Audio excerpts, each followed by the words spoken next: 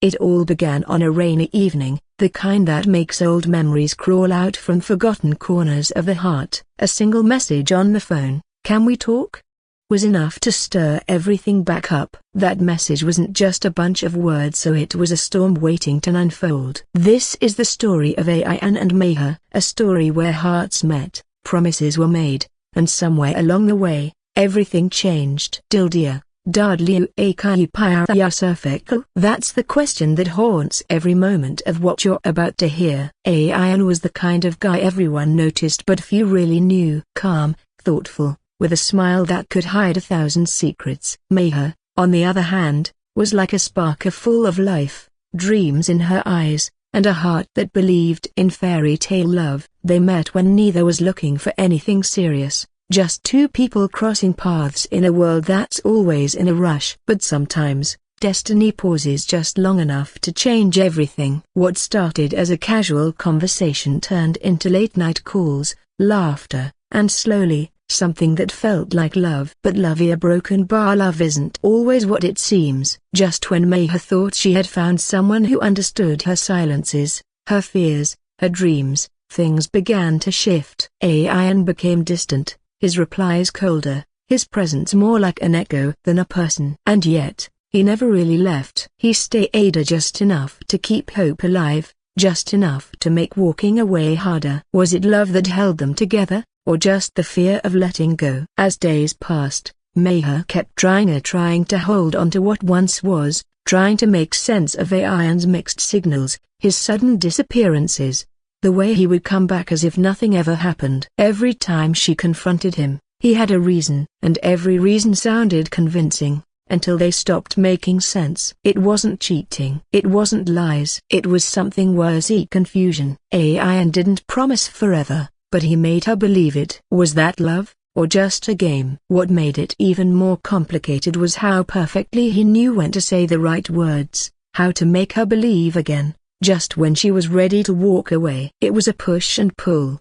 a cycle that drained her slowly. Her friends called it toxic. Her heart called it love. But deep down, she had started to wonder, was she in love with the person, or the idea of what they once were? This story isn't about villains and victims. It's about two people who met at the wrong time, or maybe in the wrong way. Ayan isn't a monster, and Meher isn't just a helpless girl. They both had their reasons. They both had their flaws. But when the heart breaks in silence, the loudest questions remain unanswered. And just when Meher thought she had figured it all out, she discovered something that made her question everything she believed about Ayan. Was he hiding something deeper? Or was the biggest lie the one she told herself? The truth is closer but not yet revealed. Keep watching to find out what really happened in Diya, Dad Liu Akai Pyar Sirf. Meher stared at the screen, that last message from Ayan still open. "I'll explain everything, just give me one chance." She had read it a dozen times,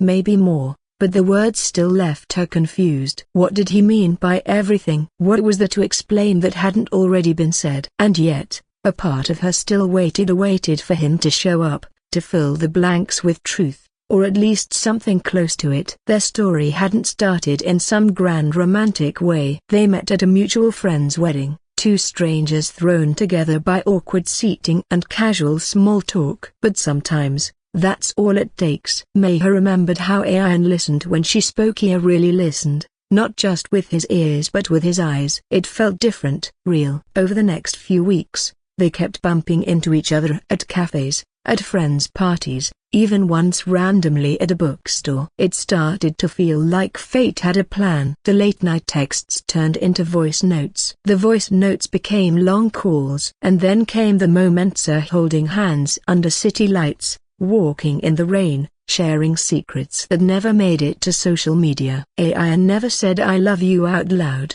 but his actions whispered it in ways that made Meher believe. He remembered the little things: her favorite chai spot, the way she liked her music, how she always needed silence before sleep. But slowly, those moments changed.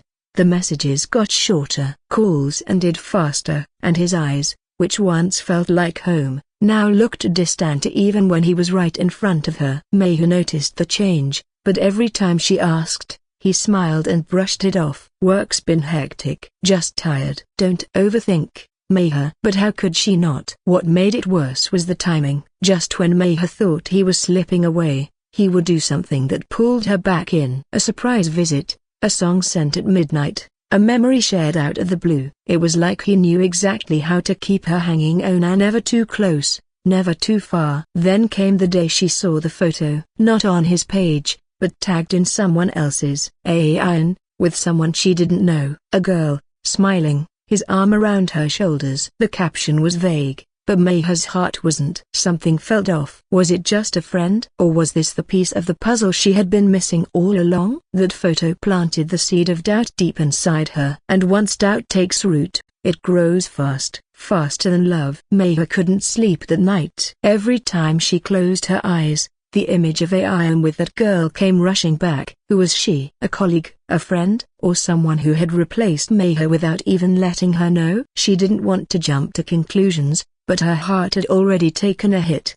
The worst part wasn't the photo, it was that Ayan hadn't mentioned her. Not once. And when Mayha had casually asked about his weekend just a few days ago, he said he stayed home. No plans, no people. Days passed, but the silence between them grew louder. Ayan hadn't called. Not even a text. Mayha's mind was spinning, replaying every recent moment, looking for missed clues. Was she being played this whole time? Was this love real for him, or was she just filling a gap until someone else came along? Meanwhile, her best friend Tara had started growing restless too. She had always been protective of Mayha, and now, she was convinced something was seriously wrong. He's hiding something, Tara said, her voice sharp. And I don't think it's just another girl. There's something else. The way he disappears, the things he doesn't say, it doesn't feel normal. Tara even suggested checking Ayan's social media more deeply, but Mayha wasn't sure if she was ready to dig further. What if she found something she wasn't ready to face? At the same time, a subplot began unfolding at Mayha's office. Her colleague Vikram, who had always kept things professional, suddenly started showing concern, asking if she was okay, bringing her coffee, even offering to walk her home when it got late. She brushed it off at first, but something about his timing felt unusual. Was it just kindness? Or was he seeing what Ayan no longer did? The storm inside Mayha was only getting stronger. One evening, just as the sun dipped behind the city's skyline, Mayha received another message from Ayan. Meet me. I owe you the truth. Her hands trembled as she read it. It wasn't like his usual texts. No emojis. No small talk. Just a plain sentence that felt heavy with meaning. For a moment, she considered ignoring it, but deep down, she knew this was the moment she had been waiting for. The moment everything would either make sense or completely fall apart. She didn't tell Tara. She didn't tell Vikram. She just got in an auto and made her way to the cafe copyright where it all had started, where she and Ayan first shared their awkward laughter and endless chai. As she reached, the place looked the same, but something in the air felt different, heavy. Ayan was already there, sitting in the corner, staring at the door like he had been waiting for hours. When their eyes met, he didn't smile. Mayhu sat down without a word. He looked tired,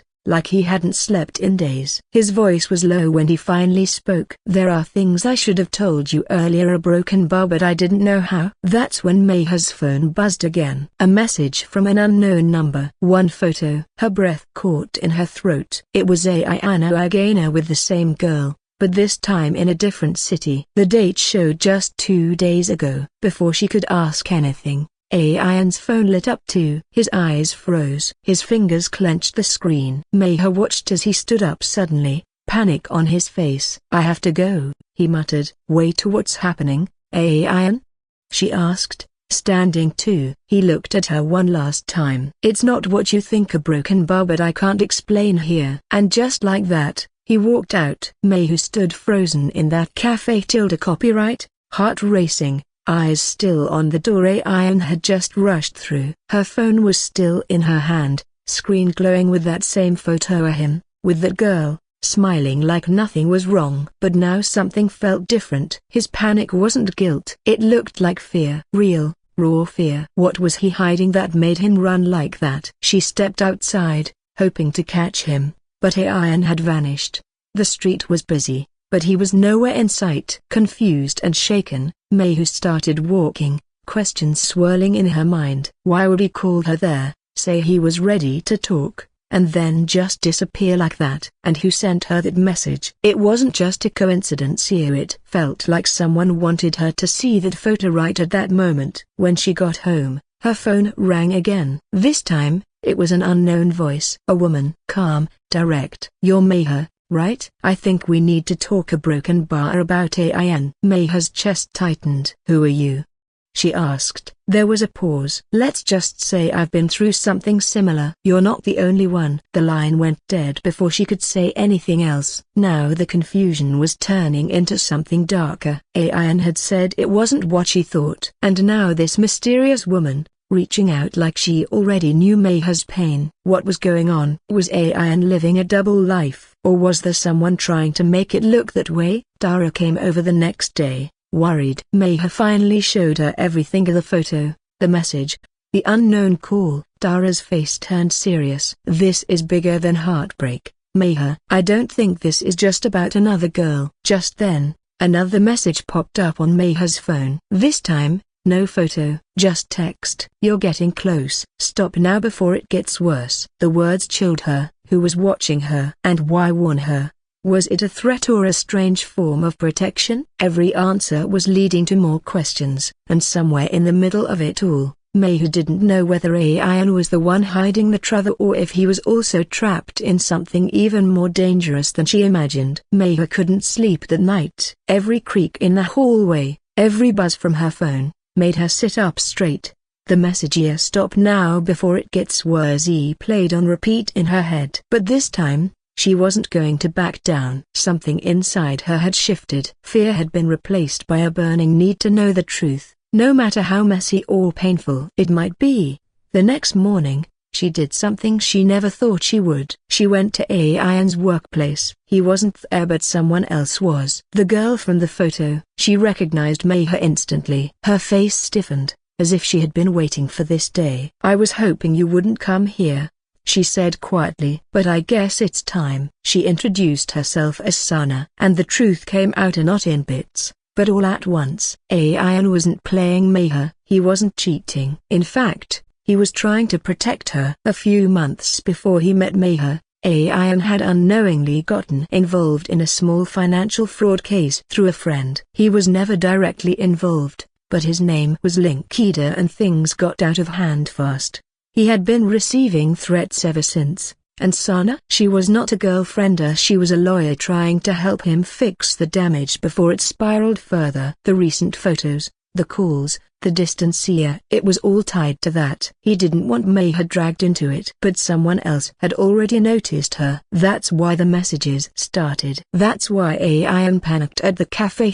Copyright. He had just found out Mayhew was being watched too. Mayhew's heart sank. The betrayal she had felt all this time wasn't betrayal at all. It was fear, misunderstood. She left the office and called AIN immediately. He answered on the first ring. "I'm sorry," he said, voice shaking. "I should have told you everything. But I thought keeping you away would keep you safe." Tears welled up in Mayhew's eyes. "You should have trusted me." And just as she was about to ask where he was, the line cut. An hour later, she received a final message. This time, not from AIN. It read, "Too late. He shouldn't have told you anything." And attached to it a broken bar, a location pin. Mayhew stared at the location pin on her phone, her heart racing. She didn't think twice here. She jumped into a cab and headed straight there. The address was on the edge of the city, a quiet old warehouse surrounded by empty streets. As she reached, the sun had already begun to set, casting long shadows across the broken pavement. She hesitated for a second,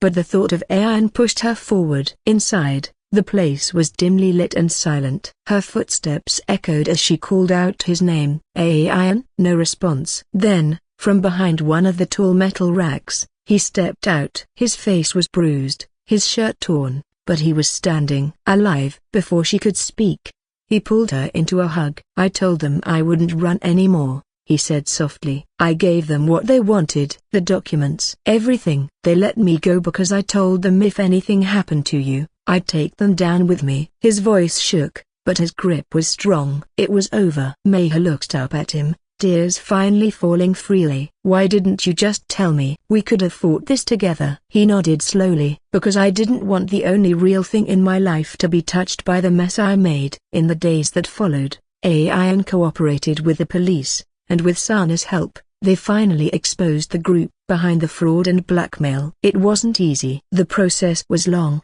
and the wounds, both physical and emotional, took time to heal. But with every truth that came out, a little more light returned to their lives. Tara, who had been Meha's pillar through it all, finally believed Ayan's intentions were pure. Vikram backed away quietly, sensing Meha's heart was never his to win. And Meha, she learned that love isn't always simple or perfect. Sometimes it's messy, sometimes it hides behind silence, and sometimes it shows up in the form of sacrifice. Months later, Meha and Ayan sat at the same cafe copyright where it all began. No secrets, no running, just two people who had walked through fire and still chosen each other. As they clinked their chai glasses together, Meha smiled and whispered, "Dil Diya, Dad Liya.